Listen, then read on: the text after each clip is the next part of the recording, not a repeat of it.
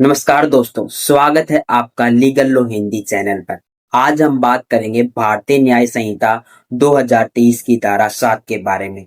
सबसे पहले मैं आपको इसकी बेयर एक्ट भाषा पढ़कर सुनाता हूँ। अच्छा होता है कि पहले हम बेयर एक्ट की भाषा समझ लेते हैं, उसके बाद में हम सरल हिंदी में चलेंगे। ठीक है, तो सबसे पहले हम बेयर एक्ट निकाल लीजिए आप।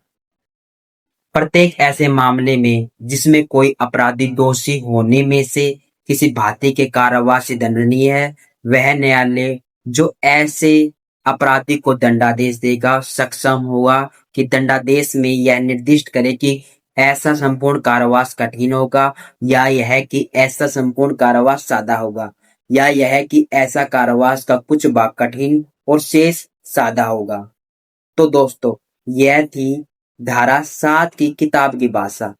अब आइए इसे मैं आपको सरल भाषा में समझाने की कोशिश करता हूँ।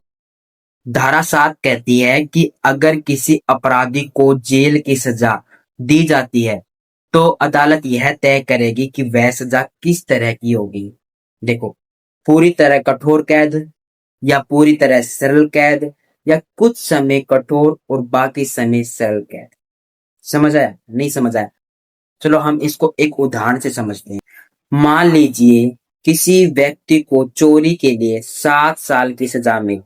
अब अदालत आदेश दे सकती है कि पूरे 3 साल कठोर कैद हो या पूरे 3 साल सरल कैद हो या 1 साल कठोर और 2 साल सरल कैद हो। इस तरह अदालत अपराध की गंभीरता और परिस्थितियों को देखकर सजा का प्रकार तय करती है। यह लिए हमारे लिए धारा नहीं है, बल्कि यह अदालत के लिए धारा दी गई है। तो दोस्तों, यही है भारतीय न्याय संहिता की धारा 7, जो अदालत को यह अधिकार देती है कि सजा सिर्फ कितने साल की होगी। यह ही नहीं, बल्कि यह सजा कठोर होगी, सरल होगी या दोनों का मिश्रण होगी, यह बताया गया है। और मैं आपको यह बता देना चाहता हूं कि यह धारा केवल केवल अदालत के लिए दी गई है, यानी न्यायालय के लिए दी गई है। अगर आपको यह जानकारी अच्छी लगी हो तो वीडियो को लाइक कीजिए, सब्सक्राइब कीजिए और दूसरों तक जरूर शेयर करें। धन्यवाद।